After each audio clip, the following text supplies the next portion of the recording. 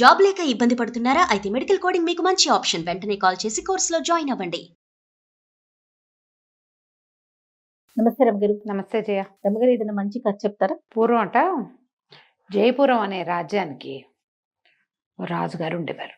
ఆయనకి ఒక జయంతుడని కుమారుడు ఉండేవాడు. అబ్బాయి కొంచెం డౌన్ టు ఎర్త్ రాజకుమారుడు. అతనికి జయపాలుడని ఒక చెలికాడు ఉండేవాడు. చిన్నప్పటి నుంచి సహాధ్యాయి. ఇద్దరు కలిసి తిరిగేవాళ్ళు. ఈ తిరిగేటప్పుడు ఇద్దరుట సామాన్యమైన బట్టలు, ఒకే రకం బట్టలు వేసుకుని తిరిగేవాళ్ళు. జయపాలుడు ఏం బట్టలు వేసుకొస్తే జయంతుడు కూడా అవే బట్టలు వేసుకునేవాడు. సింపుల్ డ్రెస్సులు. రాజకుమారులు ఇక్కడి నుంచి ఇక్కడికి ఏవో బంగారాలు, చెవులకి ఇంత మకర కుండలాలు, ఆ వ్యవహారం ఉండకుండా ఊళ్ళలో కుర్రాళ్ళు ఏం వేసుకుంటారు, అట్లనే ఉండేవాడు. మామూలు టపోరీ టైప్ బట్టలు ఏవో వేసుకుని అది తిరుగుతూ ఉండేవాళ్ళు. అసలు రాజకుమారుడు ఎవరో, వెల్కాడెవరో తెలియదు, సైనికుడు ఎవరో తెలిసేది కాదు, సేవకుడు ఎవరో. సేవకుడు అయినా సేవకుడుగా చూసేవాడు కాదు, ఫ్రెండ్స్గా ఉండేవాడు. అయితే ఒకనాడు వీళ్ళిద్దరూ ఎక్కడికో వేటకెళ్ళారు. వేటకెళ్ళి బాగా అలసిపోయారు. మంచినీళ్ళు దొరకల. సైన్యం అంతా వాళ్ళ దారిని వాళ్ళు పోయారు. వీళ్ళిద్దరూ ఏదో ఊర్లో నుంచి వస్తాం మేము, మీరు వెళ్ళిపోండి అని గుంపంతా పంపించేశారు. వీళ్ళిద్దరూ వెళ్తూ ఉంటే దూరంగా ఒక బావి కనపడిందట. జయంతుడు అన్నట్టు నూరు అర్చుకుపోతుంది, మంచినీళ్ళు తాగుతాం అంటే జయపాలుడు గుర్రం దిగలేదు. కానీ జయంతుడు ఏం చేసేట, గుర్రం ఆపి పరిగెత్తుకుంటూ గబగబా వెళ్ళేట. దాహంగా ఉంది. బావి దగ్గరికి వెళ్ళేసరికి ఎవరో ఒక అమ్మాయి, కొంతమంది ఆడపిల్లలు బావిలోంచి నీళ్లు తోడుతున్నారు. తోడుతుంటే కాసిన మంచినీళ్ళు ఇస్తారా అని అడిగాడు. ఒక అమ్మాయి ఓ దొన్నెతోటి నీళ్ళు ఇచ్చింది. ఇచ్చేసరికి ఒక పిల్ల చటుకున ఆ దొన్నె లాక్కుని పడేసేసింది. ఆ దొన్నె మళ్ళీ అమ్మాయి చేతికి ఇచ్చింది. ఇది రాజకుమారుడు ఆశ్చర్యపడి, ఏమిటి అమ్మాయి ఇలా చేస్తుందని 4-5 సార్లు ఆ బొక్కెన్లో నుంచి అమ్మాయి దొన్నెతో నీళ్లు తీయటం, ఈ రెండో అమ్మాయి పారబోసేయటం. 5 సార్లు 6 సార్లు అయ్యాక చివరికి ఊరుకుంది. ఆ దొన్నెతో ఇచ్చిన నీళ్ళు తాగేశాడు గడగడ. తర్వాత ఇంకా కొన్ని నీళ్లు తీసుకుని మొహం కడుక్కున్నాడు. మరి కాసిన నీళ్ళు తాగాడు.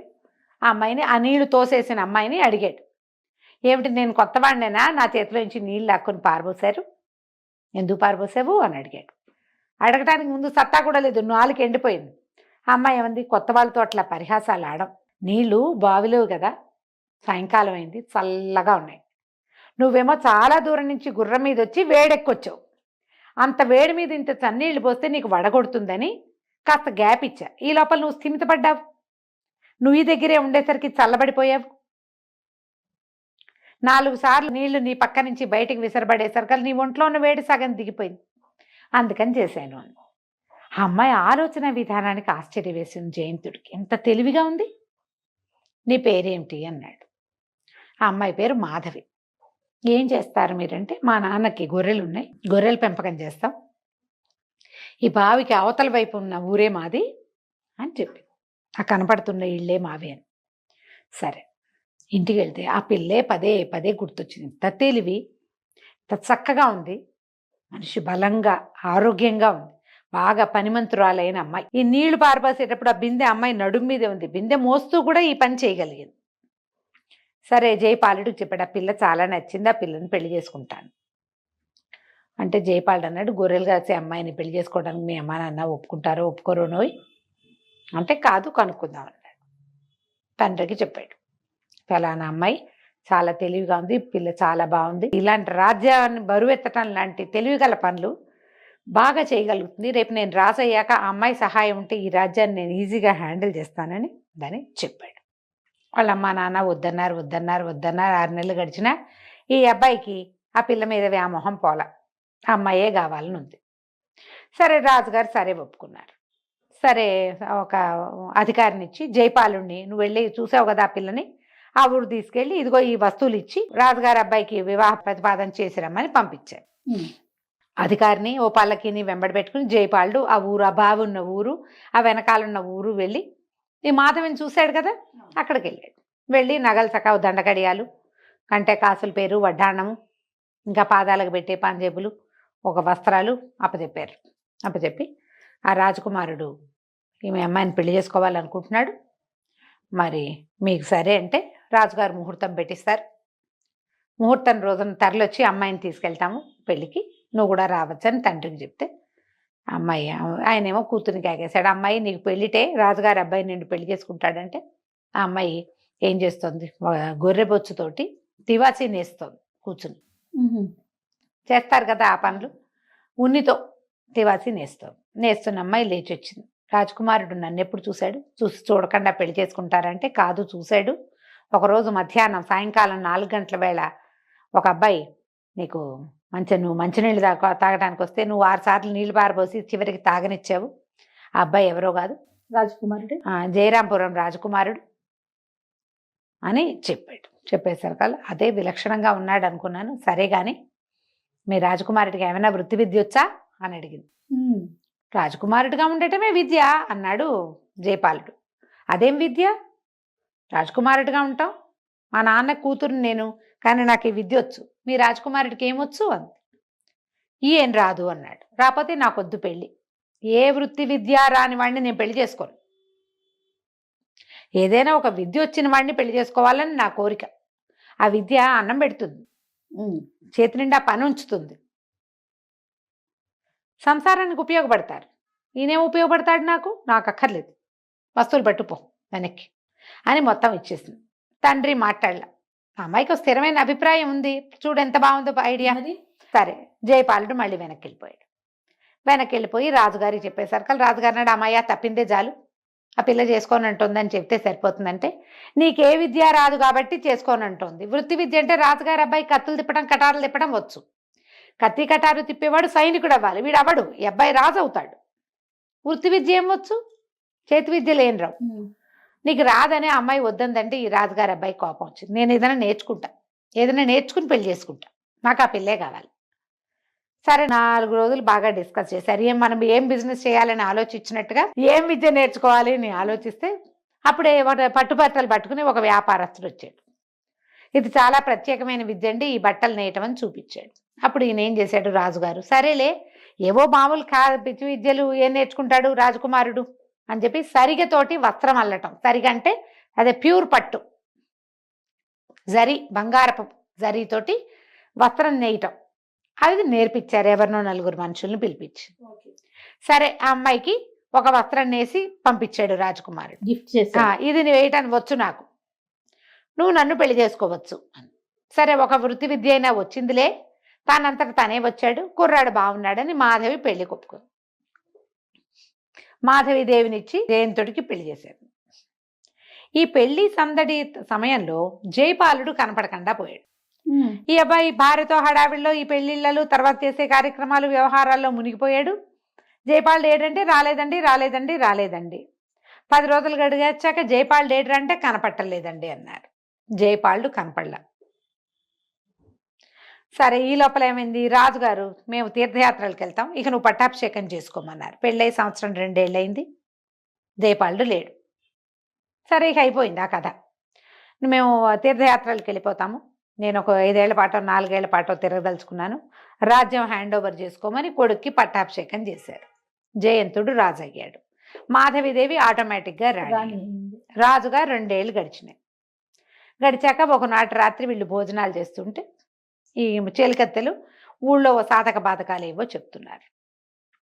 ఈ అమ్మాయి అంతా విని, ఏమంటే ఇవన్నీ ప్రాబ్లమ్స్ మీకు తెలుసా అంటే ఇతను ఏమన్నాడు, ఇది వరకు తెలిసేవి, జయపాలుడు నేను చిన్నప్పటి నుంచి రోడ్ల మీద పడి తిరిగేవాళ్ళం, ఏ ఊర్లో ఏమున్నాయి ఏ ఊళ్ళో ఏం జరుగుతుందో తెలుసుకునే వాళ్ళము, అలాగే కదా మీ ఊళ్ళో బాగుంది, బావి దగ్గర మాధవ ఉందని తెలుసుకున్నాను, కానీ ఇప్పుడు వెళ్ళకపోవటం వల్ల నేనేం తెలుసుకోలేకపోతున్నా, రాజునయ్యాక నా వల్ల కాదు, నాకు ఎవరైనా చెప్పాలి అనేసరికల్లా ఈ అమ్మాయి ఏమంది, ఇట్లా కాదు, మంది అంత పెద్దది కాదు చిన్నది కాదు రాజ్యం, మీరు కొన్నాళ్ళు దేశాటం చేసి రండి, 4 తెలుసుకోండి ఏ ఊళ్ళల్లో ఏ సమస్యలు ఉన్నాయి, ఎక్కడ నీళ్లు లేవు, ఎక్కడ నీళ్లు ఉన్నాయి, ఎవరికి చెరువులు పూడిపోయినాయి, ఎవరి ఊళ్ళల్లో మంచినీళ్ళు రావట్లేదు, ఎక్కడ కులాల మధ్య కొట్లాటలు ఉన్నాయి, ఎక్కడ ఏ వృత్తులు ఉన్నాయి తెలుసుకోవాలి, తెలుసుకుని రాజ్యపాలన చేస్తే బాగుంటుందండి అనేసరికి తను అన్నాడు జయంతుడు, నేను వెళ్తే ఈ రాజ్యం ఎట్లా అంటే నేను హ్యాండిల్ చేస్తా, మీరు వెళ్ళిరండి నేను చూస్తా కదా అనేసరికి సరేనని ఒప్పుకున్నాడు. మాధవీదేవి రాజ్యం చూసేటట్టు, జయంతుడు దేశాటం చేసేటట్టు. సరే, ఇతను దేశాటానికి వెళ్ళాడు. కొన్ని ఊర్లు వెళ్ళాక ఒక ఊర్లో ఒకనాటి రాత్రి అతను ఉండగా ఒక చెట్టు కింద కూర్చున్నాడు, ఏదో కొద్దిగా ఆహారం తెచ్చుకున్న ఆహారం తింటుంటే ఒక యోగి ఒక ఆయన వస్తున్నాడు. జనాలంతా గబగబా దుప్పట్లు పరిచారు నేల మీద ఆయన నడవడానికి. వాటి మీద నడిచొస్తున్నాడు. మరి ఓ రచ్చబండ మీద పెద్ద తివాచి వేసి కూర్చోబెట్టారు. ఎవరు ఏమిటి అని అంటే ఈయన శక్తి యోగి, ఈయన మామూలు వాడు కాదు. ఈయన నేల మీద నడవడు, క్రిమికీటకాలు అవి చనిపోతాయని చాలా పవర్ఫుల్. ఎవరికైనా పని చూపిస్తాడు ఈయన. ఈ శిష్యులందరూ కూడా చాలా గొప్పవాళ్ళు. ఈయన ఒక పూజారి అని చెప్పారు. ఈ శక్తిపథం అనే ఒక దేవాలయం ఉందని, అక్కడ ఆ గ్రామంలో వీళ్ళంతా ఉంటారని, ఇలా ఊర్లలోకి వచ్చి మనకందరికీ వరాలు ఇస్తాడు, మంచి మాటలు చెప్తాడు, స్పీచ్లు ఇస్తాడు. మోటివేషనల్ స్పీకర్ అనమాట ఆయన. ఇక్కడ పని పాట లేకుండా ఉన్న వాళ్ళని తనతో తీసుకెళ్లి పనులు కూడా ఇస్తాడు, పని పాట చూపిస్తాడు ఆయన. అనేసరికి సరే వినడం మొదలుపెట్టాడు. ఏదో కాసేపు ఆయన స్పీచ్ ఏదో ఇచ్చాడు. తర్వాత ఆయన విశ్రాంతి తీసుకుంటున్నాడు ఆ తివాసి మీద కూర్చొని. జనం అంతా దగ్గరికి వెళ్తే ఈ మన జయంతుడు కూడా దగ్గరికి వెళ్ళాడు. ఇతను కొత్తవాడు, ఆ ఊరువాడు కాదు, గుర్తుపెట్టాడు ఆయన. ఎవరినైనా నువ్వు ఏమిటి అని కనుక్కున్నాడు. ఏదో పని కోసం తిరుగుతున్నానండి నేను, ఏదైనా పని దొరుకుతుందని ఈ గ్రామానికి వచ్చానంటే, ఆ పని లేకే మా దగ్గర చాలా పనులు ఉన్నాయి, నువ్వు మాతో రమ్మన్నాడు. సరే ఇతను వాళ్ళతో వెళ్ళడానికి నిరుకైంది. ఓకే, ఈ శక్తి యోగి బయలుదేరాడు. ఆయన వెనకాల ఆయన శిష్యులు జనం అంతా బయలుదేరారు. అందరినీ పూజారి గారు అని అంటున్నారు జనం. వీళ్ళు కొంత దూరం అలా నడిచి వెళ్ళాక ఒక గుంపు చేరారు, కూలీలు లాంటి వాళ్ళు, ఏవో మూటలు మోసుకుని వస్తున్నారు. వాళ్ళు కూడా ఈ సమూహంతో చేరారు. వీళ్ళంతా నగరం తాలూకు తూర్పు ద్వారాల వైపు వెళ్తున్నారు. నగరం అంటే ఆ రాజ్యం తాలూకు తూర్పు భాగంలోకి వెళ్ళాక అక్కడ పెద్ద కోట గోడలాంటిది రాజ్యం తాలూకు సరిహద్దు. అక్కడ అసలు తలుపు ఉన్నట్టే లేదు, గోడే ఉన్నట్టుంది. కానీ ఆ తలుపు తీయబడింది. తలుపు తీయబడితే లోపలికి ఇట్లా మెట్లున్నాయి. అదంతా ఎక్కడికో వెళ్తోంది. ఇక లోపలికి దిగి వెళ్తూ ఉంటే ఇతనికి ఎట్లా కనపడిందంటే, ఈ మూటలు మోసుకొచ్చిన వాళ్ళందరినీ ఓవైపు తీసుకెళ్లారు. ఇతనిలాగానే ఎక్కడైనా ఆ ఊళ్ళో ఈ ఊళ్ళో ఖాళీగా ఉన్న వాళ్ళని కొంతమందిని తీసుకొచ్చారు. ఓ 15 మంది వీళ్ళు, మూటలు మోసుకొచ్చిన వాళ్ళు ఒక 20 మంది. వీళ్ళంతా ఎంతో నడిచి మధ్యలో ఆహారాలు పెట్టారు వీళ్ళకి. రాజ్యపు పొలిమేరల్లో ఉన్న గోడ నుంచి వీళ్ళు ఎక్కడికో దిగి వెళ్ళారు కిందకి. వెళ్తే కిందకి వెళ్ళాక ఒక అస్థిపంజరం లాగా ఉన్న ఒక మనిషి ఎదురొచ్చాడు. ఇతను నీకు మిగిలిందంతా చూపిస్తాడని చెప్పేసి, మీరు ఎక్కడుండాలో చూపిస్తాడని ఆ అస్థిపంజరంలా ఉన్న మనిషి వెనకాల ఈ జయంతుణ్ణి పంపారు. లోపలికి వెళ్తే లోపల చూస్తే అది ఎట్లా ఉందంటే నరకంలాగా ఉంది. చీకటి గదులు, ఒక్కొక్క గదిలో బక్క చిక్కిపోయి చావడానికి సిద్ధంగా ఉన్న వాళ్ళు కొంతమంది, కొన్ని చోట్లేమో ఏవో పనులు చేస్తున్న వాళ్ళు కొంతమంది. అక్కడికి గాలి వెలుతురు లేవు, దీపాలు తప్ప. ఎందుకంటే అది పైన లేదు, కింద ఉంది. ఈ వెళ్తూ ఉంటే అవతల గదుల్లో ఇంకా కొంతమంది ఇట్లాంటి మనుషులు కనపడ్డారు. ఆ బక్క చిక్కిపోయిన మనిషి అస్థిపంజరంలో ఉన్నాడు కదా, ఆయన అన్నాడు, ఈ రాక్షసులు ఎంతమందినో తెచ్చారు, నాతో పాటు తెచ్చిన వాళ్ళందరూ చచ్చారు, నేను ఒక్కడనే బతికున్నా, ఏదో ఒక రోజు నాకు కూడా మూడుతుంది అనేసరికి అదేమిటి అన్నాడు జయంతుడు.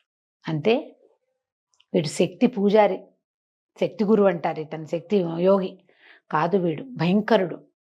వీళ్ళు నరరూప రాక్షసులు, క్యానిబల్స్, నరమాంస భక్షకులు కూడా వీళ్ళు. ఇట్లా ఊళ్ళల్లోకి వెళ్ళి ఎవరో ఒకళ్ళని వెంబడి పెట్టుకొస్తారు. పని లేక అల్లాడుతున్న వాళ్ళని, కుటుంబం నుంచి వేరైన వాళ్ళని తీసుకొస్తారు. ఏదైనా పని చేయగలిగిన వాళ్ళతోటి ఆ పనులన్నీ చేయించి, వృత్తి పనులు వచ్చిన వాడితోటి ఆ పనులు చేయించి క్రమంగా చంపుతారు. పనులు చేయించి దాని ద్వారా డబ్బు సంపాదిస్తారు, వీళ్ళని చంపుతారు మెల్లిగా. ఏ పని రాని వాళ్ళని కూలీలుగా మారుస్తారు. వాళ్ళని ఇక్కడే ఉండి రోజుకొకరిని చొప్పున వండుకుని తింటారు. ఈ పూజారులు అందరూ అంతే. ఇలాంటి పూజారులు చాలా మంది ఉన్నారు. ఈ రాజ్యానికి 4 పక్కలా కనపడతారు. వాళ్ళందరికీ వీడే గురువు. తెచ్చిన బందీలందరినీ ఇక్కడే ఉంచుతారు. వీళ్ళందరూ బందీలు. కాసేపటికి మాట్లాడగా జయంతుడికి తెలిసింది, ఈ అస్థిపంజరంలా ఉన్నవాడు జయపాలుడు. నేను జయంతుడిని చెప్తే గుండె పగిలి సస్తాడేమో అవిసిపోయి అని మాట్లాడకుండా ఊరుకుంటాడు, చెప్పకుండా ఈ జనాలందరినీ, ఇప్పుడు తీసుకొచ్చిన జనం అందరినీ ఓ చోటకి చేర్చంగానే ఆ పూజారులు ఒక 5-6 వచ్చారు. మీలో ఎవరెవరికి ఏమేం పనులు వచ్చంటే ఇతను అన్నాడు, మిగిలిన వాళ్ళందరినీ నోటి మీద ప్రతి వాళ్ళని తట్టాడు, మాట్లాడద్దని. ఏం చెప్పాడు, బాబు సరిగతోటి వస్త్రాలు అల్లటం వచ్చండి మాకు, మీకొచ్చా అంటే ఆ అన్నారు అందరూ. ఇతను అనిపించాడు. సరే దానికి ఏం ముడి కావాలి, దానివల్ల ఏమవుతుంది అంటే అది బంగారానికి 100 రేట్ వస్తుందండి. బంగారం తీగలు కనుక తీస్తే ఆ తీగతో అల్లే వస్త్రానికి బంగారం 1 గ్రాము ఇంత ఖరీదైతే దానికి 10 100 రేట్ వస్తుంది ఆ వస్త్రానికి. ఎవరు కొంటారు? రాజుల ఇళ్లలో కొంటారండి బాగా. బంగారు వస్త్రాలు నేయచ్చు, నాకు ఆ పని వచ్చు అనేసరికి ఆ పూజారి అన్నాడు, నీకు ఏమేం సామాన్లు కావాలో చెప్పు, నీకేం కావాలో చెప్పు అంటే సరే మొత్తం లిస్ట్ రాసిస్తానన్నాడు. అని చెప్తే సరేనని ఇతని దగ్గర నుంచి దానికి కావలసిన పనిముట్లన్నీ తెప్పించారు. నెలలు గడిచినాయి. స్లోగా అవుతుంది నేత పని. ఇతను తనతో పాటు ఉన్న వాళ్ళందరినీ అటు ఇటు పోనివ్వల. చిన్న పని పెద్ద పని, ఇది చుట్టండి, ఇవి లాగండి, పీకండి అని నేర్పించాడు. ఈ లోపల మరి ఆ వస్త్రాలు వచ్చే లోపల వీడు బతికుండాలి కదా, సామాన్లు వచ్చే లోపల ఇతనికి వచ్చిన ఆహారాన్ని పంచిపెట్టాడు అందరికీ. ఆ జయపాలుడు కూడా రోజు వీళ్లతో పాటు తినేవాడు. మొత్తం సామాన్లన్నీ వచ్చాక ఇతను నిదానంగా ఒక వస్త్రం నేసాడు. అందులో కోట గోడ దానికి తలుపు తీసినట్టుగా వేశాడు, పమిటలో బొమ్మ. అంచులో వరుసగా రాసుకొచ్చాడు. ఇక్కడ ఏం జరుగుతోందో, తమని ఎలా రక్షించాలో అందులో ఉంది. దీంట్లోంచి బయటపడ్డం వాళ్ళకి రాదు. అదే రాసి పెట్టాడు. ఇది అయితే ఏమైంది, ఏ పూజారి అయితే ఇతనితో దగ్గరుండి పనిచేయించాడో వాడు అడిగాడు, ఎంత బాగుందో, మెరుస్తోంది, దీన్ని ఎట్లా ఏం చేయాలంటే మన దేశపు రాజు ఉన్నాడు కదా, ఆ రాజు భార్యకి వస్త్రాలు చాలా ఇష్టం. వాళ్ళ దగ్గరికి వెళ్ళి అమ్మ చూపండి. రాణిగారి దగ్గరికి వెళ్తే మామూలుగా అయితే నీకు 10 వస్తుంది, అక్కడికి వెళ్తే 100 రేట్ వస్తుంది అనగానే ఆ పూజారి అన్నాడు, నువ్వు వస్త్రం వేసినట్టు ఎవరికి చెప్పద్దు అని చెప్పి ఆ డబ్బంతా వాడే సొమ్ము చేసుకోవాలనుకున్నాడు. వస్త్రాన్ని మడిచి పట్టుకెళ్ళాడు. పట్టుకెళ్తే రాణికే చూపించు, వేరే వాళ్ళకి చూపించద్దు, నీకు రేటు రాదు, వాడికి కావాల్సింది డబ్బులు కదా అని చెప్పాడు జయంతుడు. అయితే ఈ పూజారి ఏం చేశాడు, రాజుగారి కోట దగ్గరికి వెళ్ళాడు. వెళ్ళి రాణిగారికి ఏవో వస్త్రాలు తెచ్చానంటే అక్కడికి అలవాటే, ఎవరో ఒకళ్ళు వస్తూ ఉంటారు. రాణిగారి దగ్గరికి పంపించారు. పంపించేసరికల్లా తరిగ వస్త్రాన్ని ఆవిడ చేతిలో పెట్టాడు. ఆవిడేమో మడతలు విప్పకపోయేసరికల్లా ఏమంది, ఎంత రేటు ఏమిటి అని అడిగింది. అడిగితే ఇతను ఏదో రేటు చెప్పాడు. అంతెందుకు, అంత ఉందా అంటే, కాదండి మీరు కావాలంటే వస్త్రం అంతా విప్పి పరిశీలించండి, పంతానని చూస్తే మీకే తెలుస్తుంది అన్నాడు. ఏమిటో చూద్దామని ఊడదీస్తే ఏముంది, దాన్ని ఓ పక్కకి తిప్పితే జరి వెళ్ళింది, రెండో పక్కకి తిప్పితే అక్షరాలు కనపడుతుంది. ఏమిటో కనపడుతున్నాయి చూద్దామని చూస్తే ఆ పమిటంచులో ఇంతకీ ఈ నేసేటప్పుడు అతను కూడా చూడాలి, అప్పుడప్పుడు చూశాడు. ఆ మొత్తాన్ని ఎక్కడ చూస్తారు, వాడిని ఎదురుగుండా కూర్చోబెట్టి చూడకుండా ఈవిడేం చేసింది, లోపల తీసుకొచ్చి దాన్నంతా పర్వాలి కదా. చూసేసరికి దీపం తీసుకురావే అనేసరికి ఒక చెలికత్తె దీపం పట్టుకొస్తే ఇంకేముంది, దీపపు వెలుగులో రాజకుమారుడంతా రాసి పెట్టాడు. నగరానికి మొత్తం రాజ్యానికి తూర్పు గోడ అక్కడ ఇలా ప్రత్యేకంగా తడితేనే తలుపు తెరవబడుతుంది. ఆ లోపల మేము బందీలుగా ఉన్నాం, నాతో పాటు చాలా మంది ఉన్నారు, పెద్ద సైన్యంతో రా, ఇక జయపాలుడు కూడా ఇక్కడే ఉన్నాడు అని రాసింది. ఆ కోట గోడ తాలూకు గుర్తు క్లియర్గా ఆ దాని తాలూకు అంచులో పెద్దగా నేసి ఉంది. ఈవిడ వెంటనే ఏం చేసింది, ఉండండి డబ్బులు తెప్పిస్తానని మంత్రి గారిని పిలిపించింది, సర్వసైన్యాధ్యక్షుడిని పిలిచింది. వాళ్ళు రావటం ఏంటి, వీడిని పెడరక్కలు విరిచి కట్టేసి లోపల బారేశారు. వాడు పారిపోయేవాడే. అక్కడ బారేసి ఈ చెప్పిన దారి ప్రకారం అక్కడికి వెళ్ళారు. వెళ్ళేసరికి ఈ తలుపు కోట గోడలాగా ఉంది కదా, ఒక చోట ఎక్కడ తట్టాలో క్లియర్గా ఉంది దాని మీద. అక్కడ కొట్టేసరికల్లా తలుపు తెరుచుకొని లోపలికి వెళ్తే ఏముంది, లోపల అందరూ ఇవే, కొన్ని చోట్ల మానవ కంకాళాలు, అస్థిపంజరాలు. ఈ శక్తి యోగి పేరుతోటి ఉన్నవాడు ఈ రాజ్యానికి 4 పక్కల నుంచి మనుషులను తెచ్చి వాళ్ళకి ఒక కల్ట్ అక్కడ తయారవుతోంది అనమాట. కొంతకాలానికి వాళ్ళు పెరుగుతారు, రాజ్యం మీద మూకొమ్మడిగా కల్ట్లు ఇలాగేగా తయారవుతాయి. ఆ వాళ్ళందరినీ రెక్కలు విడిచి పట్టేశారు. రాజకుమారుణ్ణి జయపాలుని రక్షించారు, బయటికి తీసుకొచ్చారు. మొహాలు చూసుకున్నారు అప్పటికి వెలుగులో. మొహం చూసేసరికి జయపాలుడు, అయ్యో యువరాజా నువ్వేనా అని కావలించుకున్నాడు. ఇవాళ మాధవిదేవి మనని రక్షించిందంటే మాధవిదేవి రక్షించలా, వృత్తి విద్య రక్షించింది. ఆ సరిగతో వస్త్రం చేయటాన్ని బలవంతంగా నేర్చుకోకపోతే క్లూ లేదు, ఇది ఎట్టా వస్తుంది. ఆవిడ కోసం అని బలవంతంగా నేర్చుకున్నాము, నేర్చుకున్న విద్య వల్లే ఇవాళ మనం బయటపడగలిగాము అని చెప్పి అప్పుడు రాజట ప్రతి వాళ్ళు వాళ్ళ వృత్తి విద్య నేర్చుకున్నాకే సైనికుడు అవ్వాలి. ఏదో ఒకటి వాళ్ళు ఏ వృత్తుల్లో కుటుంబాల్లో నుంచి వచ్చారో వాడు సైనికుడైనా సరే వాడి సొంత విద్య వాడికి రావాలి. కుండలు చేసేదో బొమ్మలు చేసేదో అది రాకుండా వచ్చేయకూడదు. సైన్యంలోకి వచ్చిన అధికారి అయినా సరే వాడికి వృత్తి విద్య వచ్చి ఉండాలి అని చెప్పి చాటింపు వేయించారు. కథ కంచికి మనం వింటాం.